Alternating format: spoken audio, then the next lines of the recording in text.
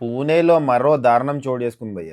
మహానటి ఒక real estate tycoon. ఆయనకి approximately 600 crores ఉంటుందంట. ఆయన కొడుకుని ఒక అమ్మాయికి ఇచ్చి పెళ్లి చేద్దాం అనుకున్నాడు. ప్రీ వెడ్డింగ్ షూట్ కని వెళ్ళి ఒక ఫోర్ట్ మీద నుంచి పడిపోయి చచ్చిపోయాడు అని ఆయన ఫియాన్సే అంటే కాబోయే వైఫ్ చెప్పింది. కానీ కట్ చేస్తే తెలిసింది ఏంటంటే అది యాక్సిడెంట్ కాదు. ఆ వ్యక్తి ఆ ఫోర్ట్ మీద నుంచి జారి పడిపోలేదు. ఆ అమ్మాయి తన బాయ్ ఫ్రెండ్ తో కలిసి కిందికి తోసేసిందంట. చాలా ట్విస్టులు ఉన్నాయి భయ్య ఈ స్టోరీలో. చిన్న మాస్టర్ ప్లానే వేసింది అమ్మాయి. యాక్చువల్లీ ఏంటంటే బాలి ఇండోనేషియాలో వీళ్ళ ప్రీ వెడ్డింగ్ షూట్ జరగాలి. ప్రీ వెడ్డింగ్ షూట్ అంటే తెలుసు కదా, పెళ్లికి ముందే ఫోటో షూట్లు చేసుకుంటారు. ఒక సినిమా కూడా వచ్చింది తెలుగులో, the great Indian pre wedding show అని. సో ఫ్లైట్ ఎక్కాలి అమ్మాయి అబ్బాయి టు బాలి. కార్ లో వెళ్తున్నారు అమ్మాయి అబ్బాయి, అమ్మాయి వాళ్ళ తమ్ముడు, ఇంకా అబ్బాయి వాళ్ళ ఫాదర్ టు ద ఎయిర్పోర్ట్. అన్ని పెట్టుకున్నారు భయ్య, డాక్యుమెంట్స్, టికెట్లు, పాస్పోర్ట్లు, చార్జర్లు, అండర్వేర్లు అన్ని పెట్టుకున్నారు. మధ్యలో ఎక్కడ ఆగారు సమ్ టీ బ్రేక్ కి. అప్పుడే అమ్మాయి ఫోన్ ఏదో మర్చిపోయింది అని చెప్పి కార్ దగ్గరకు వచ్చింది. దాని తర్వాత వాళ్ళు ఎయిర్పోర్ట్ కి వెళ్ళిపోయారు. కట్ చేస్తే ఎయిర్పోర్ట్ చెకింగ్ దగ్గర అబ్బాయి పాస్పోర్ట్ లేదు. ఆ బాలి ట్రిప్ కాస్త క్యాన్సిల్ అయిపోయింది. ఈ అమ్మాయి ఆమె బర్త్డే రోజే మనం ప్రీ వెడ్డింగ్ షూట్ చేసుకుందాం అని పూణేలో ఫేమస్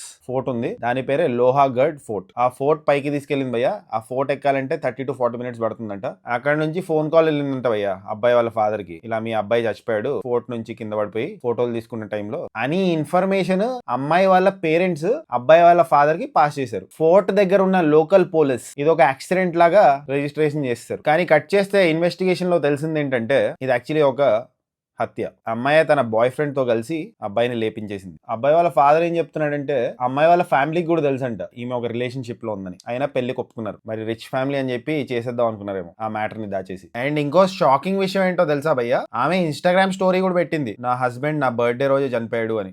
మహానటి మహానటి.